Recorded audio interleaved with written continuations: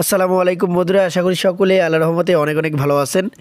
বন্ধুরা, কিভাবে গ্রামীণ সিম থেকে গ্রামীণ সিমে ব্যালেন্স ট্রান্সফার করবেন সেটি আজকের এই ভিডিওতে আমি আপনাদেরকে দেখিয়ে দেবো। তো দেখুন, বিভিন্ন প্রয়োজনে কিন্তু আপনাদেরকে জিপি সিম থেকে অন্য একটা জিপি সিমে ব্যালেন্স ট্রান্সফার করতে হয়, বা অন্য জনের জিপি সিম থেকে আপনার জিপি সিমে আপনি ব্যালেন্স ট্রান্সফার করতে চান। তো যাই হোক, খুব সহজেই সেটা করতে পারবেন মাই জিবি অ্যাপ্লিকেশনের মাধ্যমে। সেটি এখন আমি আপনাদেরকে দেখিয়ে দেবো। তো এর জন্য আপনারা সরাসরি কী করবেন, আপনাদের ফোন থেকে যে মাই জিবি অ্যাপ্লিকেশনটা রয়েছে সেই মাই জিবি অ্যাপ্লিকেশনে চলে আসবেন। দেখুন, আপনি চাইলে কিন্তু কোড ডায়াল করেও আপনি ব্যালেন্স ট্রান্সফার করতে পারেন। এক্ষেত্রে আমার চ্যানেলে ভিডিও দেওয়া আছে, আপনি সেই ভিডিওটি দেখে নেবেন, তাহলে কোড ডায়াল করে আপনি ব্যালেন্স ট্রান্সফার করতে পারবেন। তো যাই হোক, মাই জিবি অ্যাপ্লিকেশন দিয়ে আমি আপনাদেরকে দেখিয়ে দেবো, এটা খুব সহজ। তো যাই হোক, মাই জিবি অ্যাপ্লিকেশনে আসার পর এখান থেকে নিচের দিকে স্ক্রল করবেন। নিচের দিকে স্ক্রল করলে এখানে দেখতে পাবেন সিমোর নামে একটা অপশন রয়েছে এখানে। তো সিমের অপশনে ক্লিক করে দেবেন।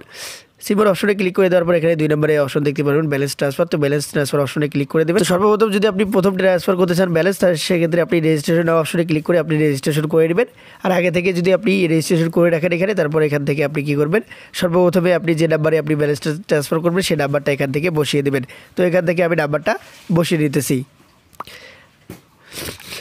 তো এখান থেকে আমি নাম্বার বসিয়ে নিলাম।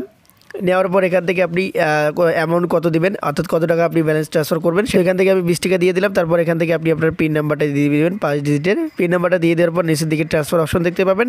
ট্রান্সফার অপশনে ক্লিক করে দিলেই কিন্তু ব্যালেন্সটা যে সিমে আপনি ট্রান্সফার করতে চাচ্ছেন সেই সিমে চলে যাবে। তো বন্ধুরা, এভাবে খুব সহজেই কিন্তু আপনি জিপি সিম থেকে জিপি সিমে ব্যালেন্স ট্রান্সফার করতে পারবেন।